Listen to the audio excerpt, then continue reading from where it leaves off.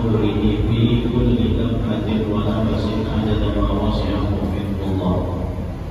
Bersyukur kita kehadirat Allah Subhanahu wa Ta'ala dengan berkat taufik dan hidayahnya, sehingga kita bisa berkumpul, bermajelis, bersilaturahmi dan beriktikaf di dalam masjid ini. Mari sama-sama kita perbaharui niat iktikaf kita. Nawaitu an ahtakiba fi hadzal masjid sunnatan lillahi ta'ala. Sahanya beriktikaf di dalam masjid ini sunnah karena Allah Ta'ala. Hadirin wal hadirat rahimakumullah, kita teruskan pengajian kitab kita Hidayatus Salikin. Qala al-musannif rahimahullah ta'ala wa nafa'ana bihi wa bi 'ulumihi fid dharain.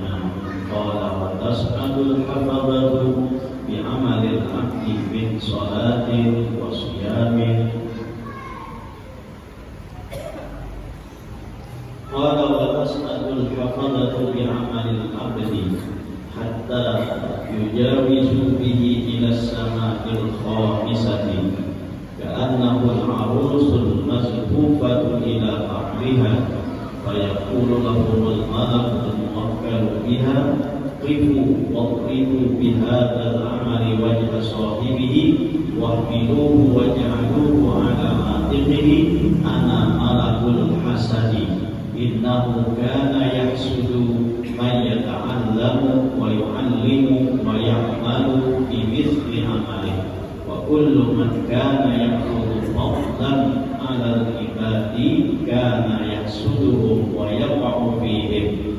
Amarani rabbi an la ada'a amalahu yujawizuni ila ghairi. Masih dalam pembahasan tentang penjagaan amal-amal kita yang dibawa oleh malaikat hafazah untuk dihadapkan ke hadrat Allah Subhanahu wa Ta'ala, sehingga amal tersebut apakah diterima ataupun ditolak. Nah, lalu penjagaan amal ini di setiap langit, di situ ada malaikat yang Allah wakilkan untuk memeriksa amal tersebut. Apabila ada sesuatu yang menjadi tugas mereka untuk memeriksa tadi terdapat di situ, maka malaikat ini melarang untuk naik kepada langit berikutnya. Yang sudah kita bicarakan sampai pada langit yang kelima. Yang pertama, kedua, ketiga, dan keempat sudah kita bicarakan. Nah, yang pertama semalam adalah bila amal ada ghibah maka ditolak di langit yang pertama. Yang kedua, beramal sampai di langit yang kedua ditolak karena di situ ada riya. Ketiga, beramal sampai di langit yang ketiga, nah lalu ditolak karena amalnya terdapat ada sombong. Yang keempat terakhir semalam adalah beramal, nah lalu sampai pada langit yang keempat ditolak oleh malaikat karena terdapat padanya itu ujub. Jelas?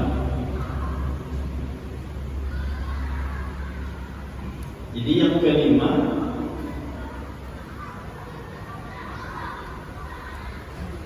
apa yang menjadi jagaan malaikat sehingga amal itu tertolak di langit yang kelima? Nah, ini yang akan kita bicarakan.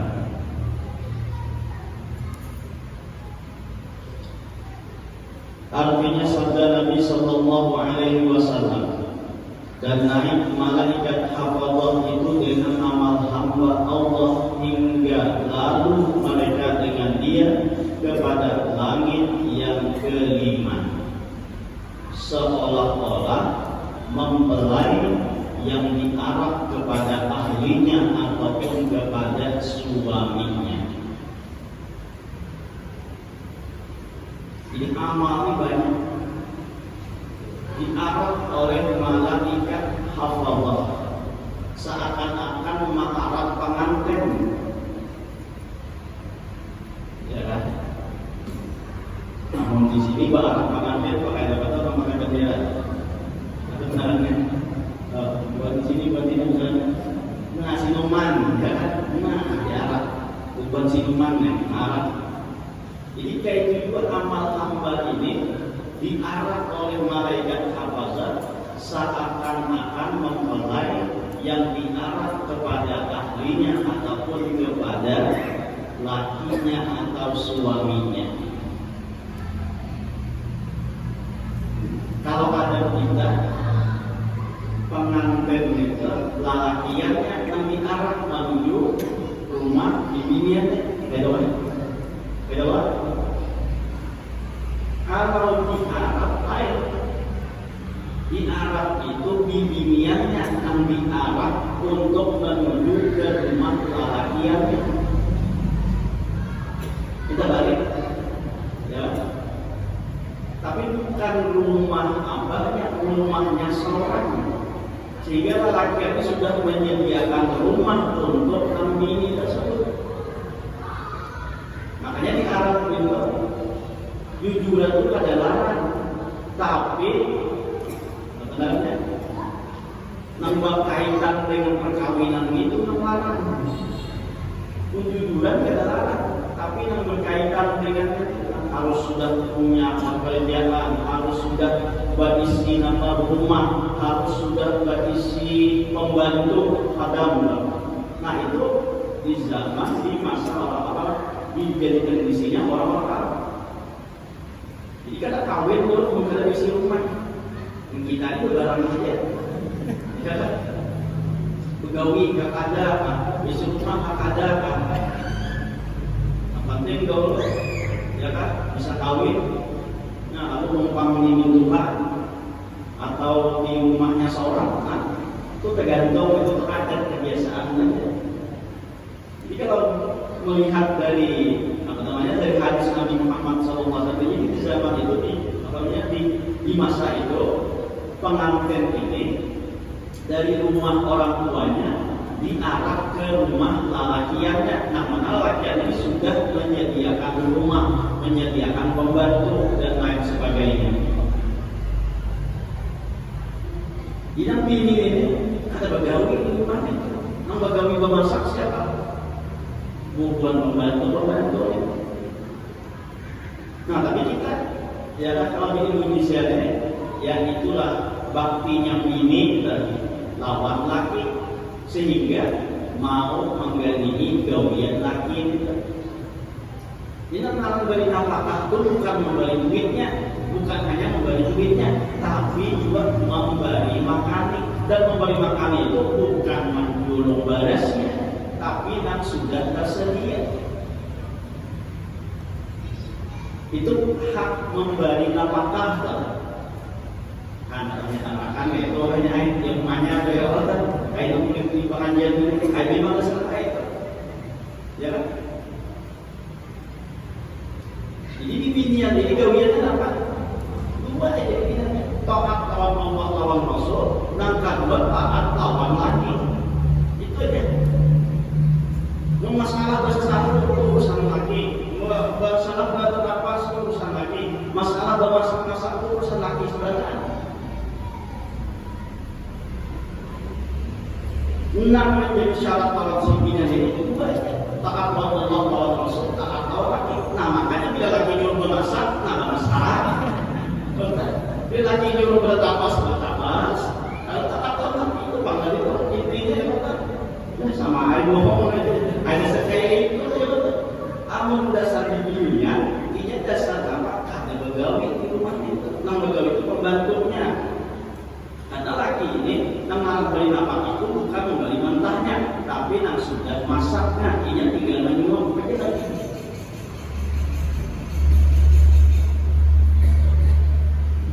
Jadi diarah tadi amal itu diarah seperti mana pengantin atau mempelai yang diarah kepada ahlinya atau kepada suaminya. Maka berkata malaikat yang menunggu pintu langit itu. Nah, pintu langit yang kedua, nah kalimatnya malaikat menakuni atau bertanya.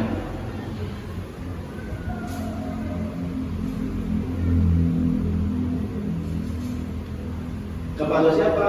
Bertanya kepada yang membawa amal hamba kita. Berkata malaikat yang menunggu pintu langit itu bagi malaikat yang membawa amal hamba Allah itu.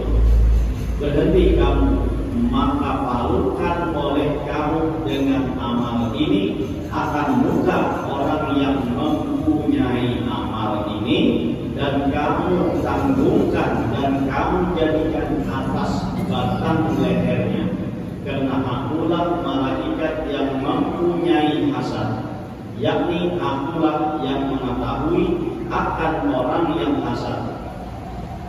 Jadi sampai di langit angka 5, ujar malaikat penunggu langit, stop dulu. Imbah itu ujar malaikat ini ketika dia mendapati amal ini ada dengki.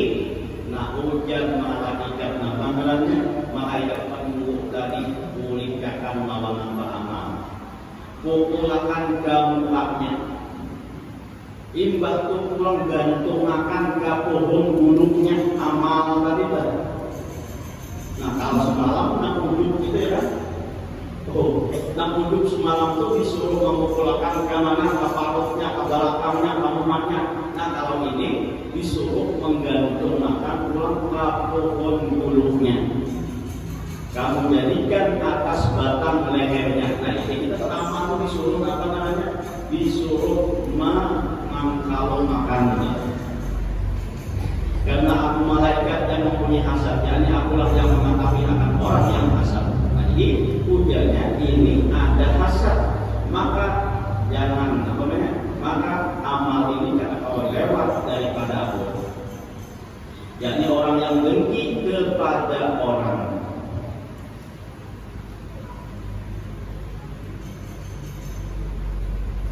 Bahwasanya adalah ia dengki akan orang yang belajar ilmu, dan orang yang mengajar akan dia, dan orang yang mengamalkan dengan seumpama amalnya. Dan tiap-tiap seseorang yang ada, ia mengambil kelebihannya atas hamba Allah, adalah ia hasad akan mereka itu. Jadi ujar malaikat nang langit nang kalimat ini nih, motif penyebab amal itu adalah dengki kepada orang yang belajar ilmu, dan orang yang mengajar akan dia, dan orang yang mengamalkan dengan dia seumpama amalnya. Inya ini mengajarkan ilmu, inya ini mengamalkan ilmu, ya kan? Inya ini belajar ilmu, lalu ada orang yang sama kayak inya ini. Nah, lalu inya dengki orang-orang yang paham mati ya. Jadi inya ini belajar ilmu, inya ini mengajar ilmu, inya ini mengamalkan ilmu. Lalu ada orang namanya ini sama dengan inya, nama ajarkan ilmu, nama belajar ilmu, mengajarkan ilmu, dan nama amalkan ilmu sama lawan inya itu. Lalu inya dengki lawan orang itu.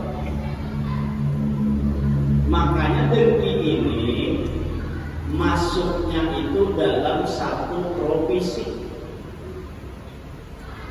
Guru sama-sama guru, pedagang sama-sama pedagang,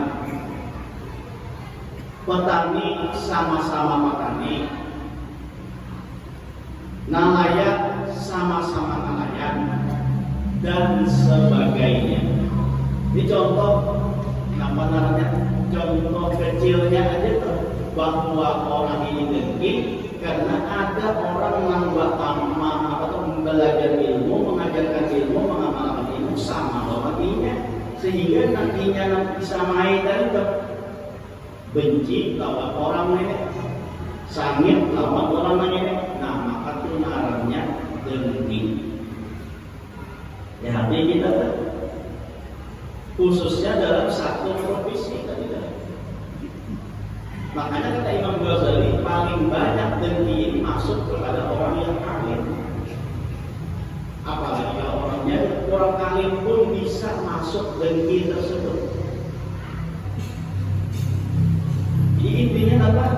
Kita harus waspada terhadap dengki, dan masuknya dengki satu profesi. Di mana profesi kita, maka hati-hati dengan profesi yang sama dengan profesi kita tersebut. Pedagang, sama-sama pedagang, hati-hati menjaga. Apalagi jualan betatai, nang dijual sama pulang. Hati-hati. Bila ada kuat tuh bisa macam-macam. Jadi itu apa anggapan? Nang dijual sama, harganya sama pulang. Tapi datang belai, kurang datang lawan sidin aja. Sedangkan sidin ini berumur, melihat kurang belanja saudaranya. Ayo, bila ada kuat hati ini bisa macam-macam kan? Jangan pakai pemalas, jangan pakai pembanci yang bunyi bisa diadakinya pembanci. Nah, kalau ini macam-macam kan? Pada karena pulang pemalas lah, pada karena musuh diadakinya pembanci lah dan lain sebagainya. Sifat ini tetap dipelihara. Nah, maka sifat ini akan membinasakan orang tersebut. Bahkan hidupnya tidak akan pernah bahagia. Ingat ya, bagi sifat dengki, maka orang itu hidup tidak akan bahagia, sakit hati terus. Tetangga sama tetangga jangan pada dengkian. Dalam masyarakat jangan ada berdengkian. Bila saling berdengkian, itu kada tenang hati itu, bahkan kada bahagia hati itu. Kenapa? Karena akan merasa sedih, merasa berduka, merasa kecewa bila melihat orang lain mendapatkan nikmat lebih daripada nikmatnya. Udah gitu. Nang dengki itu namanya tamanni zawalan ni'mati. Tamanni zawalan ni'mat ala sahibiha. Orang dengki itu adalah orang yang menginginkan hilangnya nikmat kepada orang yang punya nikmat tersebut. Itu dengki namanya. Bila melihat orang mukti menggerigit lalu menginginkan mudahan hancur, mudahan binasa, mudahan hilang dan lain sebagainya. Nah, itu namanya dengki. Tinggal dikontakkan ke dalam hati kita ya. Bila orang dapat nikmat, kita ada senang. Nah, itu dengki namanya. Dan masuknya dari dengki ini adalah dalam satu profesi. Jadi dengki itu apa? Dengki itu adalah menginginkan hilangnya nikmat itu daripada orang yang mendapatkan nikmat tersebut. Itu dengki namanya. Dan dengki ini ulang. Dengki ini kada pandang status sosial. Tadi masuk kepada orang alim, apalagi kepada orang awam dan lain sebagainya, itu masuk semua status sosialnya. Bahkan dengki ini, ya, dengki ini sampai badan sana pun masuk sifat ini. Jangankan orang lain, badan sana saja dengki ini bisa masuk di antara dua orang yang badan sana. Apalagi orang lain, badan sana aja pada dengkian. Siapa? Qabil dan Habil. Itu awal-awal dengki. Itu awal-awalnya. Akhirnya apa dengki ini? Membinasakan atau menghancurkan atau membunuh kepada orang lain. Bukan kepada orang lain, bahkan kepada dasarnya seorang. Dan salah kandung. Karena ada sifat dengki, lalu tega membunuh, apalagi lawan orang lain. Nah, ini bahaya dengki. Ya, jadi bahaya dengki ini sampai membinasakan orang lain. Dan bahaya dengki ini tidak akan pernah bahagia hidupnya, karena akan melihat orang lain pasti dapat nikmat. Bila ia kada bisa mengelola hati ketika orang lain dapat nikmat, maka ia merasa kecewa, merasa sakit hati, nah maka hidupnya kada tenang. Dalam masyarakat, dalam tetangga, nah itu hati-hati, jangan sampai berdengki-dengkian.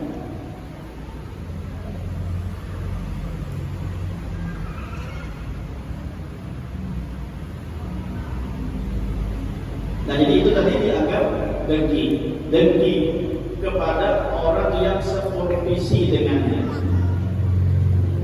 Dan tiap-tiap seseorang yang ada ia mengambil kelebihannya atas hamba Allah Ta'ala adalah ia hasad akan mereka itu dan menjatuhkan ia akan mereka itu. Dan tiap-tiap seseorang yang ada ia mengambil kelebihannya, dimaksudkan atas hamba Allah adalah ia hasad akan mereka itu. Setiap orang yang ada ia mengambil kelebihannya, apa maksudnya itu? Ia berisi kelebihan. Ada orang namanya main atau namanya mengambil kelebihannya. Paham pak? Ambisi kitabnya. Itu pemahamannya bahwa ia ini berisi kelebihan. Lalu ada orang lain namanya main, ia nama ambil namanya main kelebihannya tadi. Nah lalu ia dengki kepada orang tersebut dan menjatuhkan kepada orang tersebut dan menjatuhkan ia akan mereka itu. Nah artinya berusaha untuk menghilangkan kelebihan orang tersebut yang menyamai kelebihannya tadi. Pun ada di penjualan sama-sama penjualan tadi seikong payung ada payung nak ada payung itu dengki. Nah makanya berusaha nak kayak apa sakira orang ini kada payung lagi. Itu orang dengki. Apalagi zaman wayang itu persaingan bisnis itu kan ketat. Sehingga dia tidak mau disaingi dengan persaingan yang sehat. Lalu dia mencari cara sekira orang yang jatuh kayak apa?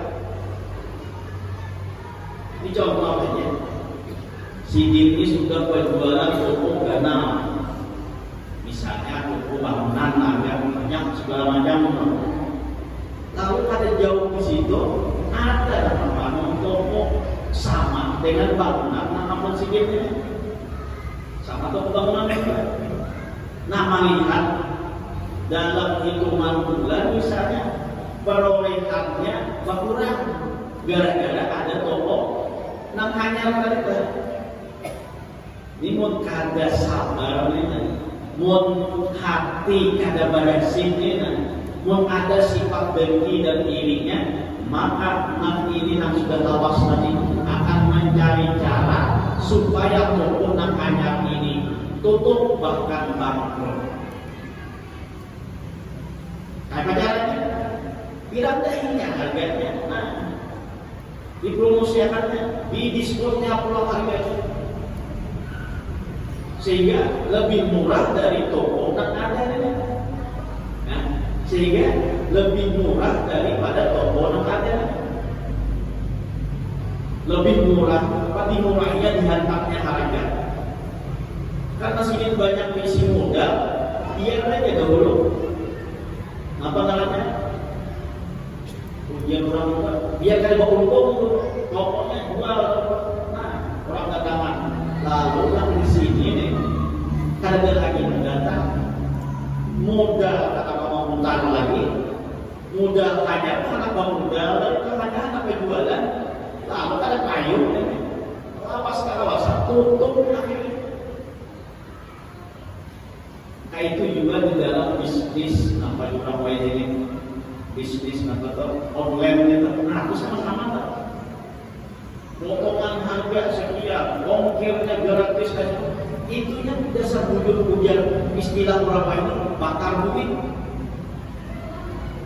Nah sekira apa yang lain itu jatuh. Nah jodoh hidupnya nampak contoh kayak ini aja lah ya Pak. Nah, kedua dia benarnya dijatuhkan harganya.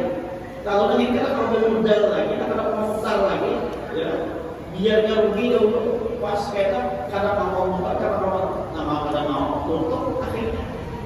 Kalau kau menyaingi sebaliknya, karena sebaliknya sudah kuat. Jadi namanya main itu nama ambil kelebihan ini tadi kan. Nah itu dianggap demi, makanya berbagai cara untuk menjatuhkan Shakira inya ada apa-apa lagi bahkan sampai bangkrut tadi. Nah ini hati-hati kita tentang mana kita nih pedagang, sama-sama pedagang jaga seperti itu. Nah pedagangnya apalagi bilang sama menjual, ya kan? Sama menjual itu jangan bahan tangan, jangan bahan tangan mengharap berpandir aja kita sama-sama menjual harganya sekian menrajaki sudah dari Allah Taala nyaman mereka. Namun saling bahan tangan akhirnya dapat kamu banyak modal ya. Pasti kadang menambah, nah sedikit mudah, kadang tutup percaya. Ya, sama-sama berjual semangat. Saiko 10.000 anak, nah saiko 7.500 saikonya. Melihat 7.500, ya kan? Nah saiko dianggap 5.000, dianggapnya pulang. Ya udah. Lalu saya melihat ini 5.000 antaknya 7.500, ya kan? Nah ini melihat itu mas dokternya sebenarnya, ya kan? Jualannya 10.000 kan mau ada bangkrut ini, ya kan? Ini, itu konten kan ada konten juga muncul itu nanti. Nah sama-sama menjualan bahan makan, saya ini 10.000 payung, nanti kita nih ada payung. Lalu kayu mengangkat 75, akhirnya 7.500. Nah, 7.500 kasihnya buang berputar. Hantaknya pulang harganya jadi 5.000, kasihnya buang berputar. Dibantu melihat ini 5.000 juga, hantaknya pulang 2.500. Apa lagi itu tarik 2.500 tadi diborong sebenarnya jualannya pulang 10.000. Nah, mau lah habis bangkrut melebar. Nah ini hendaknya berjangan berdiri-dirian, jangan berdengki-dengkian. Rezeki itu dari Allah Subhanahu wa Ta'ala. Kisahnya ditarik itu, ya, sama-sama berjual siwak,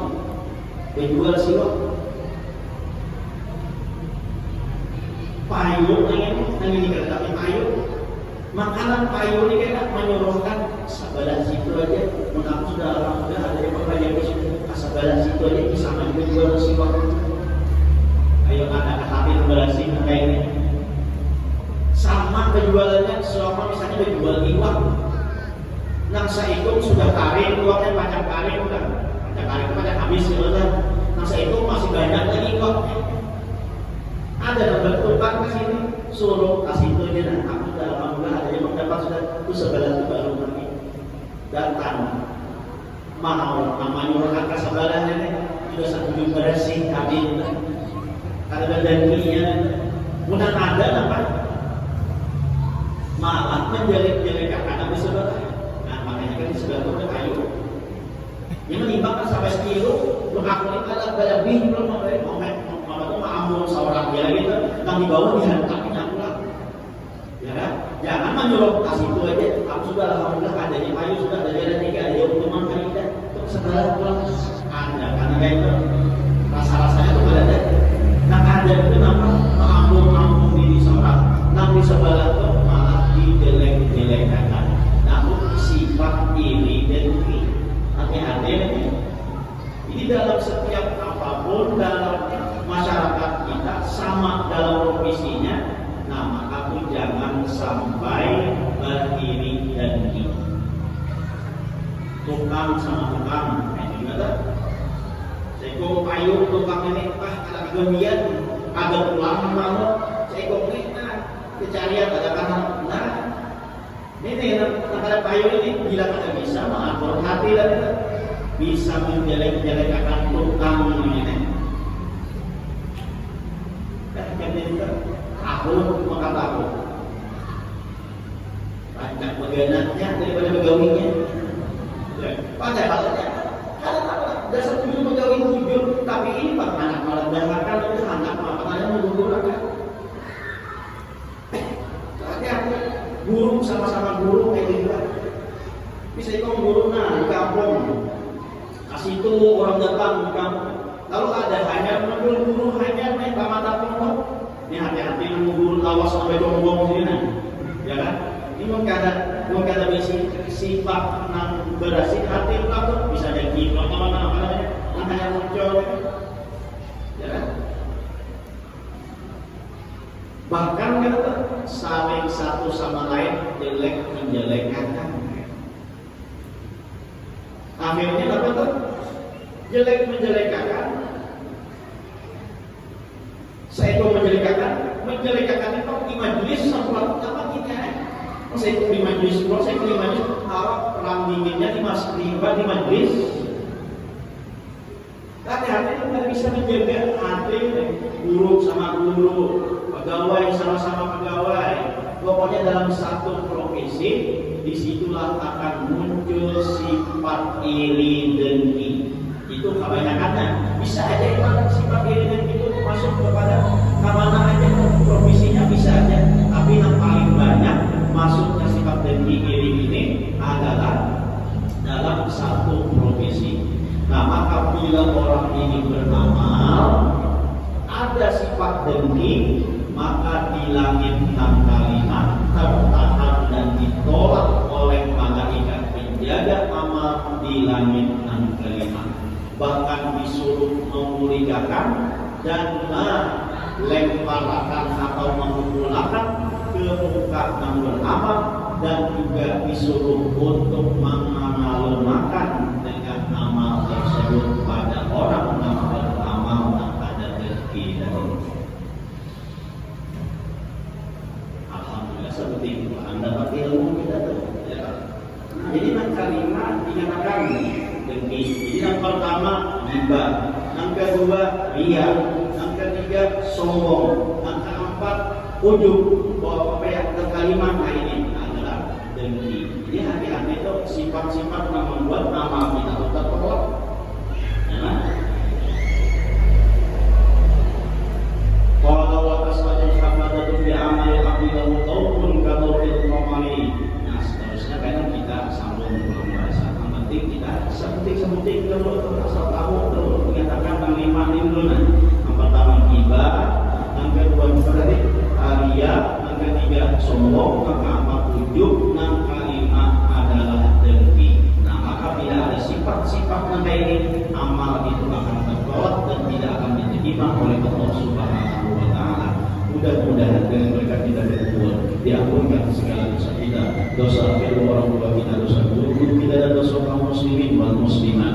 Mudah-mudahan kita dipanjangkan umur, dilapangkan dari segala urusan, dikabulkan dari segala hajat dan permohonan. Semoga kita dimatikan dalam iman wal Islam, masuk surga bersama